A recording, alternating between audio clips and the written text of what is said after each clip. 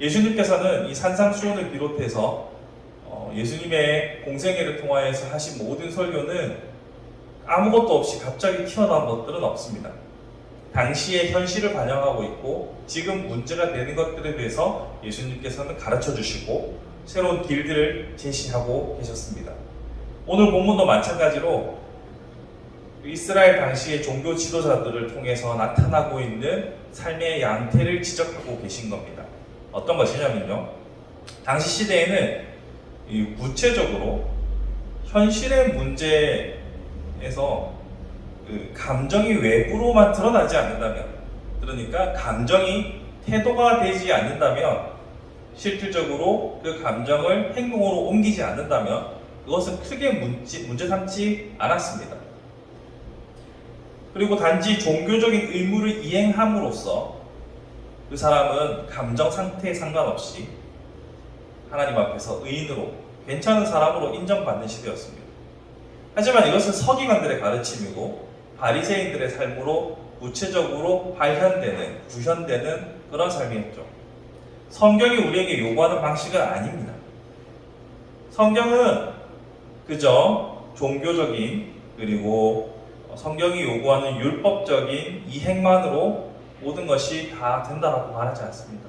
하지만 그 당시에 서기관과 바리새인들은 제사라든지 금식이라든지 예물이라든지, 그리고 앞에 서서 크게 부르짖는 기도라든지 이런 종교적인 의무들을 성실하게 이행하면 그것으로 충분하다라고 가르쳤고 실제로 그렇게 살았고 그것이 사회의 엄격한 기준이 되었습니다. 하지만 이러한 태도는 성경이 지속적으로 우리에게 강요하고 있는 포인트와는 전혀 맞지 않습니다. 구약시대에 나타나 있는 모든 기록들 또한 이러한 삶의 태도를 강조하지는 않습니다. 우리가 구약을 읽어보면 뭐뭐 하라, 뭐뭐 하지 마라 이런 금기와 명령들이 많아서 실질적으로 감정의 상태나 마음의 문제에 대해서는 외면하게 될 때가 종종 있죠. 하지만 구약 성경조차도 그러한 행위를 우리에게 알려주고 있으나 마음의 문제를 강조하고 있다는 사실을 우리는 발견해야 합니다. 예를 들어서 이사야서 1장 11절에서 15절까지를 보시면 제가 한번 찾아보겠습니다. 이사야 1장 11절부터 15절까지의 말씀 중에서 제가 부분적으로 읽어드릴게요.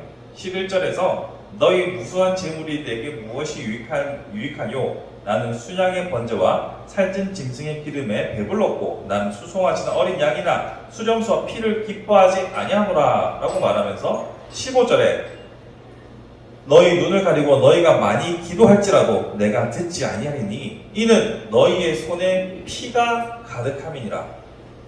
그들이 온갖 제사를 드리고 하나님 앞에서 의식을 행한다 하더라도 그들의 손에 피가 가득하다, 그들의 죄가 가득하다면 하나님께서는 그것을 기뻐하지 않으신다라고 분명히 말씀드리고 있죠.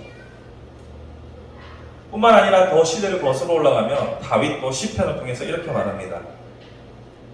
내가 마음에 죄악이 있었더라면 하나님께서 듣지 아니하셨으리로다. 자, 시대적으로 보십시오. 예수님 당시에 마음의 문제는 전혀 다루지 않고 눈에 보이는 것들만 강조했었고, 그로부터 약 600년 전에는 이사야 시대, 제가 아까 읽어드렸죠. 이사야 시대에도 똑같은 문제가 반복됐습니다. 마음의 문제는 해결하지 않고 의식과 행동만 이야기했죠. 그보다 더 거슬러 올라가서 다윗의 시대에 가서도 다윗의 시대에서도 똑같이 강조하고 있습니다. 다윗도 내 마음이 죄악이 가득하면 하나님께서 말씀을 듣지 않는다고 말씀하시죠. 그러니까 구약은 계속해서 마음을 이야기합니다. 하지만 각 시대를 살아가는 지도자들은 자꾸 행동을 강조합니다. 왜 이런 걸까요? 결국 이 반복되는 역사는 인간의 본성적인 문제를 제기한다고 볼 수 있습니다. 그것은 곧 우리가 죄악 앞에서 자기 기만에 빠져있는, 우리 스스로를 속이는 사람들이라는 거죠. 하나님 보시기에 우리 자신이 괜찮다, 사람들 앞에서 나는 괜찮은 사람이야 라고 스스로를 속이는 겁니다. 마음이 하나님 앞에서 성령께서 주시는 감동을 통해서 죄를 직면했을 때 그 죄 앞에서 하나님 앞에 문제를 해결하는 것도 하는 것이 가장 우선이지만 때로는 사람들이 자신을 속입니다. 자신의 죄를 있는 그대로 하나님 앞에서 해결하기보다는 사람들 앞에 고백하고 그 문제를 해결하기보다는 자신의 종교적인 의식이나 행동으로 자신을 철저하게 숨기는 거죠. 심지어 오늘 본문에 나오는 이 분노의 감정조차도 마치 없는 것처럼 우리의 자신을 기만하고 속이고 하나님 앞에 예배하는 것에 문제가 없는 것처럼 스스로 속인다는 것이 큰 문제입니다. 하지만 하나님께서는 예수 그리스도의 이 설교를 통하여서 산상수훈을 통하여서 실질적인 살인뿐만 아니라 분노의 감정, 경멸이나 욕설이나 저주를 하는 또 입으로 내뱉는 것조차도 다 하나님 앞에서 죄라고 강조하고 있습니다. 하지만 우리의 마음은 그 죄를 스스로 괜찮다라고 덮어버리죠. 내가 이런 종교적인 행위를 하니까 나는 괜찮은 사람이야. 나는 문제가 해결됐다라고 스스로 여기는 것, 스스로를 기만하는 것, 이것은 역사적으로 반복해온 우리 인간의 실수라는 겁니다. 그런 의미에서 우리는 우리의 마음이 태도가 돼서도 안 되지만 우리의 마음을 기만해서도 안 됩니다. 마음 자체가 하나님 앞에 문제가 있을 수 있다는 것을 늘 염두에 두면서 스스로에게 솔직해져야 합니다. 스스로 솔직해지기를 용기를 내야 하고 또한 스스로 솔직해지려면 알아야 되죠. 스스로를 알게 하는 성령님의 도우심을 구해야 합니다. 그래서 우리가 아까 찬송가 30장에 불렀던 내용처럼 아까 왜 내게 성령 주셔서 찬송가 30장의 내용을 한 번 더 제가 읽어드릴게요. 왜 내게 성령 주셔서 내 마음 감동해 주 예수 믿게 하는지 난 알 수 없도다. 성령님의 감동으로 예수를 아는 것이고 성령님의 감동으로 우리 자신을 보는 겁니다. 예수를 안다면, 예수님을 안다면 예수님께서 해결하신 죄를 알게 되는 겁니다. 우리의 죄의 문제를 해결해야만 하나님 앞에 올바른 사람이라는 것을 우리는 잘 압니다. 그렇지만 때로는 우리가 이 죄의 문제를 스스로 속입니다. 그렇게 죄의 문제를 속이면 거룩하신 성령님께서 우리에게 역사하시는 바가 점점점 줄어드는 거죠. 악순환의 고리를 반복하는 우리의 모습은 결코 성도다운 삶을 살아가는데 유익하지 않습니다. 반대로 스스로에게 솔직하시고 스스로 죄의 문제에 있어서 성령님의 감동 앞에 진실되게 대한다면 우리는 죄 앞에서 예수 그리스도의 보혈을 의지하여 사죄의 은총을 누릴 수 있습니다. 자, 그렇게 회개의 역사, 회개의 과정을 거친 사람만이 예배의 자리에서, 대상의 자리에서 하나님께 인정받을 수 있다는 겁니다. 오늘 본문에서 뭐라고 합니까? 형제와 화목하지 아니하면 그 제사를 받지 않겠다는 거죠. 먼저 예물을 앞에 내려놓고 가서 형제와 화목하고 그 후에 예물을 드리라는 겁니다. 여기서 화목이라는 것이 무엇입니까? 화목은 스스로 잘못을 자백하는 것과 보상이 모두 다 포함되어 있는 내용이죠. 마음의 문제, 행동의 문제를 다 포함하는 겁니다. 그러니까 자신의 죄의 문제를 해결하지 않고서는 또 화목하지 않고서는 하나님과 화목할 수 없다는 것을 명백히 말합니다. 이러한 점에서 우리는 스스로 아까 제가 솔직하라고 했던 말을 다시 한번 생각해 봐야 합니다. 나는 지금 예배하는데 아무런 걸림돌이 없을까? 나는 죄의 문제가 해결됐나? 이 스스로에게 엄밀하게 묻지 않으면요, 우리의 예배가 무용한 것이 된다면 이게 얼마나 슬픈 일이겠습니까? 그런 의미에서 우리는 사죄의 은총을 구하는, 특별히 성령님의 감동하심을 따라 우리의 죄를 깨닫게 해달라고 기도하는 것이 매우 중요합니다. 만일 내가 누군가와 화해하지 않았고 화목하지 않은 상태에서 예배를 갔다, 그러나 이것을 별로 대수롭지 않게 습관적으로 하는 사람이라면 내가 이 사람과 아직 화해를 못했는데 말씀 앞에서 내가 아직 죄인인데 이걸 인지 못할 수도 있어요. 너무나 일상이 되어버립니다. 그러다가 성령께서 어느 날 감동을 주시면 아 맞다, 내가 여전히 미워하는 사람이었지, 내가 누군가와 화해하지 않았지. 그러면 당장 멈추고 화해하고 예물을 드리라고 예수께서는 말씀하고 있는 겁니다. 이것이 참 어렵습니다. 우리의 감정이, 우리의 생각이 어느 한순간 성령님의 감동을 따라서 깨어지고 변화되는 순간들은 분명히 존재합니다만 지속적으로 그것이 우리의 삶의 태도로 자리 잡기까지는 참 많은 시간이 걸립니다. 여러분, 누군가를 용서하는 것이 혹은 누군가에게 무릎을 꿇는다는 것이 쉬운 일은 아니죠. 저는 언제나 강조하는 삶의 태도 중에 하나 신속한 무릎입니다. 잘못했으면 빨리 신속한 무릎으로 문제를 해결해야 된다라고 늘 생각해 오지만 저도 사람인지라 감정이 올라올 때는 죽어도 무릎 꿇기 싫을 때가 있어요.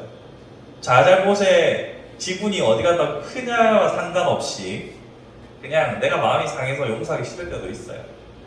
하지만 하나님께서 우리 인간과 가장 친밀하게 교제하는 그 순간, 그 예배가 막히는 것이 그 원인이 우리의 죄의 문제라면 죄를 해결해야 합니다. 단순히 하나님 앞에 회개로 끝나는 것이 아니라 화목하라고 하시잖아요. 이것은 다른 말로 하면 사랑하라는 말과도 일치합니다.